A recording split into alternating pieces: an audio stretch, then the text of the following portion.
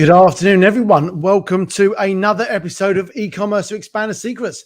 Thank you very much for joining me. Thank you for joining me if you're joining live and seeing the video, what is a very sunny room that I've now got into. So for those that have been following the story, we've just moved into our new office and building, and clearly we've not quite had a sunny day here yet, which is where we are right now. I've even got a little snazzy light on my webcam that doesn't seem to be doing anything, it would be clear to say. So thank you very much for joining us. It's amazing to have people on. Thank you very much those who are going to listen after. E-commerce Expand the Secrets is brought to you by Global E-commerce Experts. We are the leading agency that successfully expands e-commerce sellers into Europe.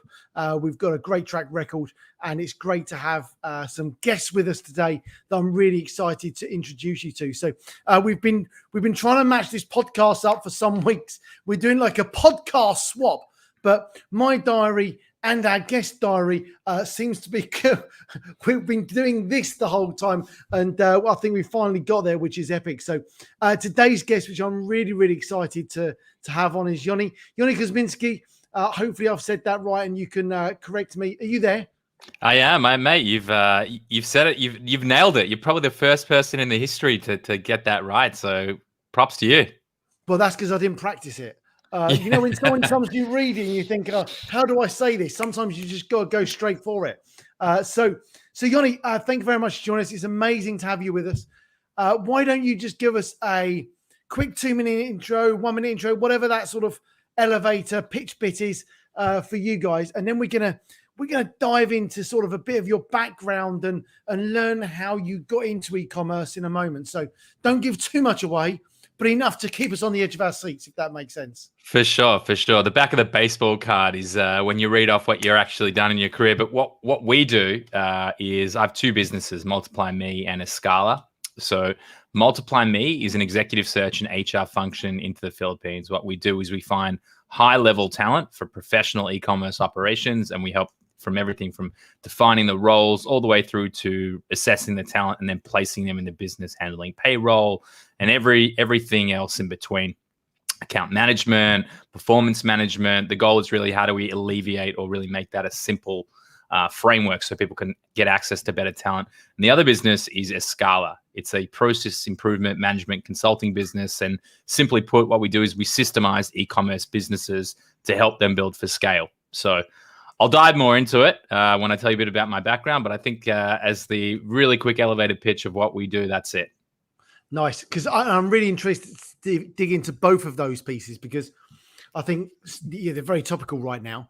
So it's going to be exciting to get into that. So Yoni, let's go right back to the beginning. I like to go and sort of dig up the past a little bit, if that's okay. So tell us where you sort of grew up, if that's all right. Yeah, for sure. So my background, or where it all started for me, is I grew up in Australia. So I spent the start of my career in the creative advertising space in Australia. I worked at an agency. Back then, we're looking at over 10 years ago, it was before there was the age of social media, or it was right at the start of it. So yeah. Where it all began for me is I actually launched Mercedes-Benz Australia and New Zealand social channels there, Facebook, Instagram, YouTube, Pinterest. So it consisted of actually sitting down with legal, trying to convince them that it was actually safe to be posting on social media and that nothing would actually happen to the brand, you know. So it was, it's not that long ago, but it's a long time ago when you see it as to how far we've come. That was a little over 10 years ago. So that was everything from social content production to digital strategy, web development, design, SEO. I don't know, Andy, if you ever touched on things like SEO Nuke back in the day, but, you know, the tools that really started the industry. And after that, I moved to the States. So in 2017, I moved to... Yoni, on that, was that your sort of first sort of job, if you like, where you sort of came out of uni or school, or was that your sort of first introduction to the real world? Well, do you know what? It's not. And I'm glad you asked, Andy. I actually, my first job after I left uni, I was a headhunter. I worked as a headhunter for a year. And I absolutely hated it, if I'm honest. I hated it because of the way in which it was set up. So it was, again, we're talking back 2009, I think it was. Yeah. And back then, LinkedIn wasn't what it was today. So, we used to do some really dodgy stuff. Like I used to get on a call, I'd call a company, I'd know that they have, let's say I was doing technical recruitment into, IT. Yep. So I say, listen, I spoke to a information architect yesterday. Can't remember his name. If you said his name, I'd probably remember it. And they'd sit there and they'd rattle off all the names. And at the end of it, I'd be writing it down. And, a few days later, I'd call back. And I spoke to a guy, could I please be connected to Andy? Let's say they said the name was Andy. And I go through this whole process. So hated that. It was sort of like dealing in flesh. You're selling the person to the opportunity to the person, and especially when it's in the same place. And I actually walked away from about $30,000 or $40,000 of commissions to take an unpaid internship at an agency that was that agency that I started working at. So that was my first foray into sort of professional work. So did you see, you obviously you didn't particularly like that or enjoy that, and you could see that perhaps this internship, this is where maybe the future was going, or sort of obviously social media was kicking off at that, just starting to, but as you say, people were sort of very, very cautious around. I can remember exactly the same conversations. Oh, well, you can't do this and you can't do that, and you don't do this, and people will harass you, and all the stuff that we know is true, but you can't go on it. Did you see, was it like your vision that actually I can see this is where it's going to go, and intern's the way to go? I guess I just had a real passion for, I studied marketing and management. That was the degree I did. And I dropped out of architecture as well. So I always had a passion for things that were design and creating and creative. And I was actually in almost like an incubator, you would call it today, where we were one of sort of 15 companies in this space, almost like an early stage co-working space. And I used to walk past a guy's desk he was a web designer. And I was gravitating more toward what they were up to every day, having studied marketing as well, and sort of sat and did some workshops and just realized that what I was doing wasn't my passion, and it didn't matter about how much money I could make doing it. It just wasn't my future path. And so I sort of sought out what opportunities were there, having no experience in the space, having studied marketing. And I got introduced, pitched my thing, and I said I'd come and I'd work for free. I've got a paying job. I will work for free if I can have this opportunity. And that was sort of the start into what's been, more than 10 years of creative advertising and digital marketing. Wicked. I love that. The fact that, and that's for anyone listening out there that's, wanting to change career, stuck in a rut, college, not sure where they want to go, coming out of university. Actually, that piece there of, hey, this is what I want to do. I'll come and work for free if it means I'm going to get some experience and everything else. I think that's an incredible, valuable lesson right there, which is nothing to do with what we're talking about, but I think that's a great lesson nonetheless. Okay, so you went to Mercedes-Benz, you did the sort of the social content, and then you moved to the States. Yes, so I moved. Yep. Why did you move to the States? So why did I move to the States? I grew up in Australia. It's the most isolated place on the planet. I mean, it's great country and I love it dearly, but that was all that I'd ever known. That was really my whole experience. And so I just knew that there was a big world out there. I'd never even been to the States. I'd done a bit of travel. I'd been here to Israel before, and through Europe and the UK, and just wanted a different experience. I knew that there was more out there. So I quit that job even after they offered me a huge promotion and opportunity. And I said, listen, I want to try my luck and see if I can find an opportunity in the States, and went over there and took a gamble on the visa waiver, so I wasn't allowed to work. I could only spend 3 months there. So I said, I give myself 3 months and I'll see how I go. And that was the next stage in the journey, really. Went down that path. So what did you do when you got there? What was the plan? Find something, I guess. I mean, the first thing was I enjoyed myself. So I went to Burning Man for the first time. I did a bit of a trip around the US, and then I landed in LA. And so I'd done a bit of research before. I like to plan things out. So I looked at a number of I looked into San Francisco, New York, and Los Angeles. I looked at a bunch of agencies and tried to figure out, like, where's the opportunity? So once I got there, I started applying, and pretty quickly I found an agency that was a really good fit. And it was probably a couple days into being into LA that they offered me a role, and the rest, as they say, is history. I spent the next 3 years at a creative ad agency in Hollywood, working with Sony, Snapchat, MasterCard, A2 Milk, which is a multi-billion-dollar milk company you probably never heard of, doing their launch into the US. And yeah, it was a pretty incredible experience. Oh, fantastic. I love that. So you managed to get into the States, you found a job at clearly an epic agency. You're at the pinnacle of what they're doing. So when you say creative agency, what was the bit that you really sort of, what was the bit you enjoyed? What's the bit that you sort of went down the route of in that agency?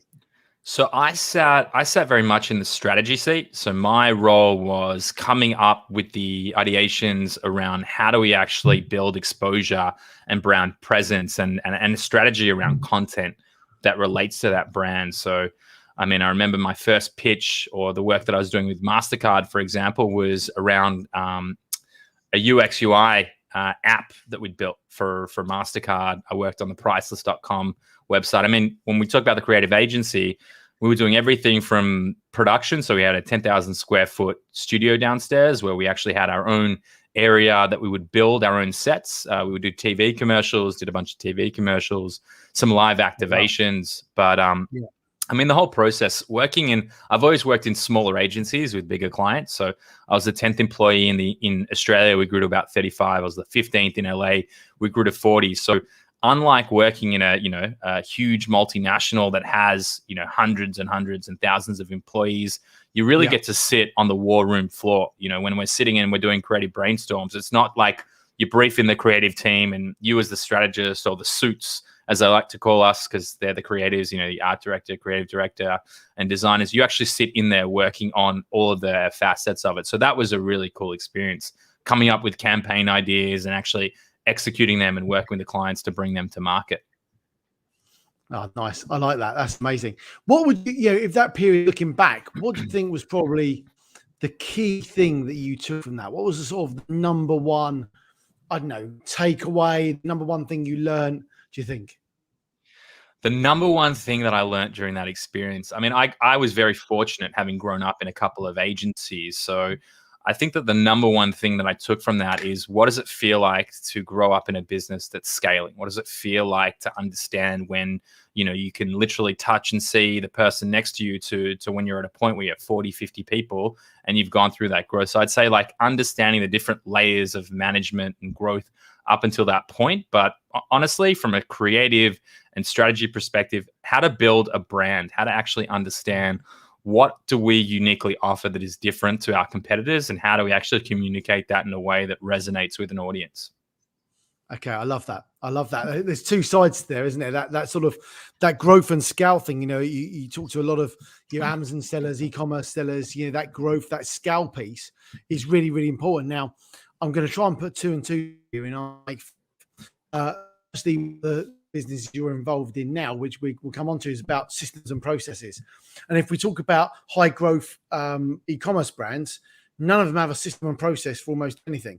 So I'm guessing one of the number one things you learned from a high growth business was you need a system and process. Would that be fair? That would be fair, but the truth is what we do in Escala now is well beyond anything I've ever seen before. And that's because what I've learned is you don't need to be the expert in doing the things. You need to find the experts and play to your strengths. And that's definitely, I understood the importance. I would say that's the one thing, is how do you standardize, and having the wrong people in particularly operations roles around scale can totally derail your business. It doesn't matter what industry you're in. If you don't have those fundamentals down, you're going to find it very, very difficult very quickly. So definitely, I mean, I haven't told you about my time in Israel, but I was actually an e-commerce. I was an e-commerce seller myself. So I joined a business. Go on. Yep.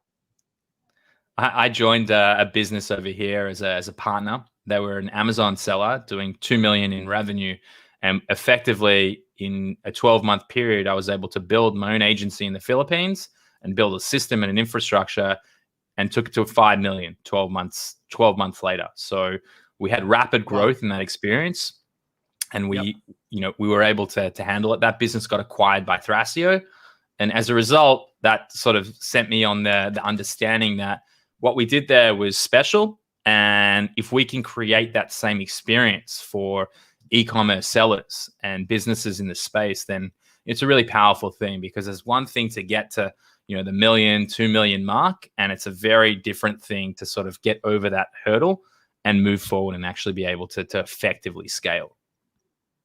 Yeah, that's the number one thing, isn't it? It's getting to a level, building that brand, getting the brand, and then scaling that brand, especially in all the different marketplaces and options that are available, is really, really tough. So where did the idea come from? Which one should we take first? Well, like if we look at it chronologically, MultiplyMii Yes. came first, because MultiplyMii was effectively built out inside of this e-commerce business. So we'd hired project managers and designers and developers and ops managers. We'd built that infrastructure. We had a recruiter that was dedicated, and we built that ecosystem and realized that it was immensely valuable. So we took that with us. Thrasio is not really interested in those aspects of the business. They've got their own infrastructure. And so we took that with us and effectively created it, but built it for scale. So we spent 4 months building out the framework of how do you do this, not for, one business with 15 employees. How do we do this for hundreds of businesses with thousands of employees? So we spent a long time building out that operational infrastructure and what that looked like at scale. Yeah. Okay. Fantastic. I love that, because you've taken something and now you're thinking about how we can do that differently. What do we need to do to make this work for other people? So during that period, then you say you took a few months to sort of work that out, build that framework. What does that framework look like now? Obviously you've probably tweaked it and changed it along the route, I guess, to a degree. But what does that framework look like? How does that support sellers now? Yeah, so the MultiplyMii business supports sellers in a few different ways. We have a few different models, but the first and clearest point is that we find the best talent in the Philippines. So I always, I like to say that onlinejobs.ph, which a lot of people are familiar with to source talent out of the Philippines, it's like the gateway drug to the Philippines. You find talent that's sort of just good enough to be able to do baseline tasks like data entry or, some social media work, but if you can dig deeper and you can find job boards that are only available to Filipino entities, or if you can build networks, like we've got 10 full-time recruiters that actually help find high-level talent. So what we're doing is we're really reducing the time needed to find talent, because that's our responsibility. We know where to look, and then we'll vet them. We'll go through 5 rounds of interview before we submit a top 3. So it might take 30 days, but we might vet hundreds of candidates to get to a top 3 that we feel are a worthwhile fit. And at that point, assuming one of them is a fit, then we also build the whole onboarding plan. We handle performance management for our full service. We look to break down any cultural barriers. The idea is that they've always got, someone to turn to if things don't go to plan. And that's really the objective here, is how do we help make that really seamless? And also, I'll share as well, like I started the business as well, partially as a social mission too. A lot of Filipinos are exploited and paid really, I would say unfair salaries. And so, it's a big thing for us that we pay healthcare and social security, HMO, PhilHealth, and 13th month, and offer things like Pag-ibig, which allows them to effectively borrow against to buy a home, for example. So, for me, it's very much about creating win-win scenarios where we find great talent and they're paid fairly, and effectively everyone can scale and win together. Yeah, and I love that piece, because I think that's really, really important. You quite often hear sellers saying, "Oh, I'm trying to outsource this piece or this piece," and they say, "Well, I want to outsource this, but I don't know where to go or who to go to, because I'm not sure of the capability. I'm not sure they've been stretched. I'm not sure they've been tested." And this is an amazing way of doing that, specifically for Amazon sellers. So I love that fact. Okay, so we've got that piece. Move to guys. The idea for that come? Yeah, so the idea for that, if I'm honest, it almost happened by accident. I interviewed someone who was our first consultant, and in that experience, I just realized that she wanted to be a project manager for our marketing team. She was an ex-EY management consultant. She'd spent 5 years there in a process improvement capacity.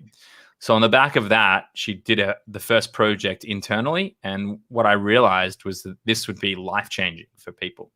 So fast forward about a year and a half now, we've got 25 management consultants who most of them are ex-Ernst & Young. Some are out of Deloitte and Accenture, all out of the Philippines. And, to be totally transparent, we leveraged initially the notion or the methodology that they built inside of EY around process improvement.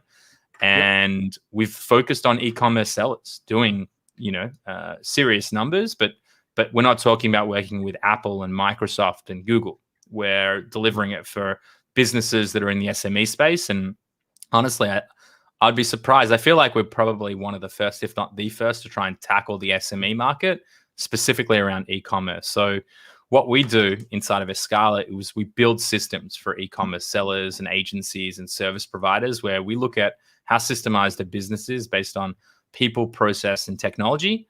We have our own maturity framework where we look at where do they actually sit against those three disciplines, and how do we then free up bottlenecks and build a future state where it's actually optimized. So what's been a really cool experience for me on a personal level, I had today, Escala is delivering a project into MultiplyMii right now. So we're into the 15th week of a 20-week engagement. And because Escala exists, MultiplyMii is now a much more efficient business, where we've restructured the organization. We're building out all the SOPs, the training videos, and the documentation. And that's really the objective, is how do we commit the business to paper and build it in a scalable solution? Yeah, fantastic. And I think when you obviously the big thing there is you've already touched on it, but with the Thrasio piece and other businesses right now, there's a lot of acquisition happening, and successful acquisitions really come from someone being able to pick up your business and walk away with it with a solid system and a process. The more systems and processes you've got in place, actually the bigger leverage you can get, and the more you can actually actively sell your business for, to a degree. Spot on. I know some of those, and so that's really perfect right now. So I guess, is your target market for that specifically right now those brands that are looking to exit in the next, I don't know, 6, 12, 18, 24 months? I'm not sure if there's a sweet spot there. No, Andy, you've hit the nail on the head there. So we focus on building scalable or saleable businesses. And so to give you insight, we partner with a number of investment banks in the space and brokers, where they'll come to us and say, right, we've got this business. They're going to look to exit 12 months from now. Can you guys come in and document out all the processes? So what we'll do is we'll document those processes out. And as a baseline, what it does is it opens up the buyer pool. So before, you're going to create more interest, more competition around the bid strategy. And that's become, our bread and butter. And to take that even further, Andy, we work with probably 7 or 8 of the aggregators. And so the smart aggregators, what they do is not only do we build their systems, but we actually build in the acquisition, due diligence. So we'll come in and we'll actually document all those processes, and then we'll integrate it into their mothership business. So we'll actually build out how we can effectively integrate them into the new systems. Brilliant. Because I think the word you used earlier was like framework, because I guess once you've got that framework, that system and that process, whilst everyone thinks their business is completely different, the reality is that the nuts and bolts are exactly the same. And I appreciate that everyone's got a different supplier, but the process and the system in many ways is just leveraging that and just making it work and documenting it and getting it into them and actually getting people to follow it. Is the hardest part. So don't say that too loudly, Andy. You're going to upset a lot of business owners here who think that their little baby is they're the only ones who can run it. Well, that in where the beauty comes in, isn't it? Because aggregators, they want a business that they can run, not what someone else can run, and that's the beauty of it. And the quicker and the people come to that acknowledgement, actually it's great news for you. It's a great way of getting in. And from the aggregators, you're coming in 2 ways. Here's their system and process. Here's the person coming in, join, and off they go. It's a match made in heaven. I love it. For sure. I mean, I could talk about this topic forever. When we speak to potential clients, there's fundamentals that people tend to miss on, the visionary's time, the person who's typically, when you speak to a lot of the people who are running the business, they typically state that their best value position is coming up with new products. So, why are you spending time working on customer service? Why are you worried about stranded inventory? Why are you worried about all the things that honestly you guys at Global E-commerce Experts could absolutely help them with?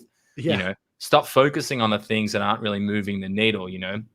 Another area that comes up almost all the time is the outside of the product acceleration and the visionaries' time is how much time do you invest in onboarding new talent, in trying to train them? You step away, you're working back in the business. If you build a system where they can be onboarded, it's a lot more scalable. Yeah, that I think, well, actually you speed up the recruitment, don't you? Because someone can come in, here's a piece of paper, here's what you're going to follow. Welcome to the job. Here's the instruction manual. I'll see you in a few weeks. Clearly you'd never do that, but that's actually, that's what we do in Escala. Our first 2 weeks, there's very little contact. We've built it all inside of ClickUp, and they'll come, they'll do tests, they'll check in with their manager, but it's a 2-week high-level onboarding strategy where it's all self-service, and at the end of it, they're effectively almost operational 2 weeks in, assuming they've been a management consultant at one of the big 4. Yeah. They've got a brain and they can switch that on and replicate it. Yeah, I love it. Absolutely brilliant. Okay, fantastic. So who is a typical seller? A typical person you're working with right now? And I'm guessing it's a seller, which is why I said seller. But yeah. Yeah, so we'd mostly work with sellers, not to discriminate, but we're typically working with larger or sellers that didn't start selling, yesterday. These are people who are building more substantial businesses on both fronts. We work with professional businesses, and the only reason is it takes a bit of time for you to sort of figure out, like, okay, I've tried a VA, it saved me a bit of time.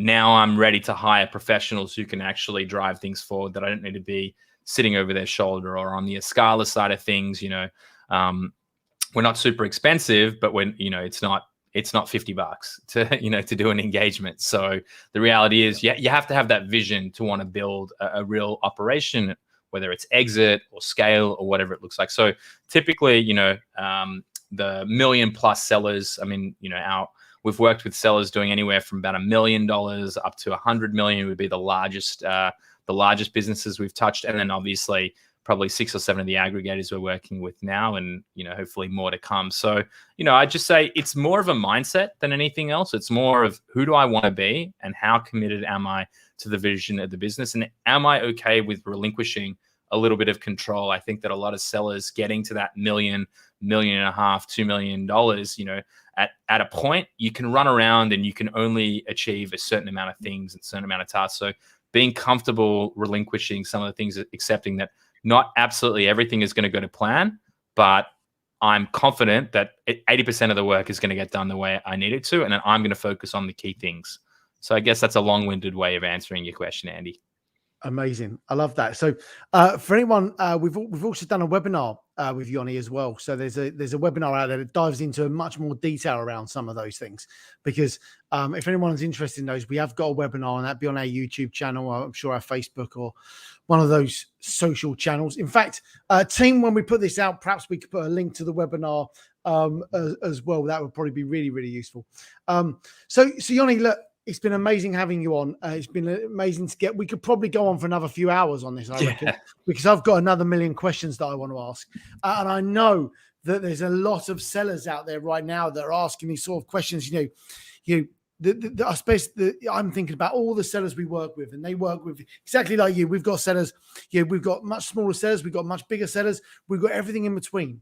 And I guess the one thing I'm thinking straight off my head is that for all of these sellers, all of them, if they had a system and a process, could make their life so much easier. I urge anyone to get in touch with Yoni to look at how that looks like, what that looks like for their business, even if it's not to sell their business. Obviously that's an ultimate goal for many, many people, but if it's even to make your life easier, simpler, so you can have a day off, or you can go to the beach with your family, or, you can bring someone in to relieve the stress. We're all good as business owners. We're all very good at doing certain things, and we need to get much better at letting things go to other people and actually bringing in that expertise. And I do another podcast, Business Insider Secrets. And in that one, we talked many times with business owners about, how they brought their first member of staff in, their second, their third, their fourth, and that ability to be able to let go of things and have the confidence that someone's taking my baby and I'm going to let them go with it. And, oh no, can I do this? Can I not do that? Is really, really key. So, it's no different to any e-commerce seller that, as you grow and you develop, you need to bring people in and let people do some of those other bits for you. So, Yoni, if people want to get in contact with you, where's the best place for them to do that? Yeah. So if you want to get in touch, you can feel free to email me at Yoni at MultiplyMii, spelled MII. You can see it actually on the screen, or Yoni at We Are Escala. Check out either our websites. I'm pretty active on LinkedIn too, Yoni Kozminski, as Andy correctly read out before. But yeah, you're welcome to it. Excellent. Thank you very much for your time, Yoni. This has been another successful, I would say, podcast. It's been great to have Yoni on. I think there's some great things there for sellers, e-commerce brands looking to expand, expand into Europe, whether you're expanding to Europe with a system, a process. And actually, if I start thinking about, many sellers, they say to me, oh, well, expanding to Europe, I need more people, I need more things, I need this, I need this, I need that. Well, actually, if you've got the right system and process in place, actually that could become really, really easy. So perhaps we need to have maybe there's some things we could do there on that. My mind's now going over and over and over different ideas. So that's amazing. So this was E-commerce Expander Secrets podcast. Global e-commerce experts here to successfully expand e-commerce sellers into Europe. You can get in touch with us in all the usual places. Feel free to leave a review, a comment, wherever you feel free to pick this up. I apologize about my lack of vision. We need to perhaps get a blind in here, or perhaps need to just move to one of the other rooms. To be fair, you can't see my face, but to be honest, that's probably a blessing for you all. So there we go. So thank you, Yoni. Thank you, everyone, for listening. Thank you for your time. This was Andy from Global E-commerce Experts, and this was Yoni from Escala and MultiplyMii, and we'll see you on the next episode of Global E-commerce Expander Secrets. Thanks very much. Thanks for having me.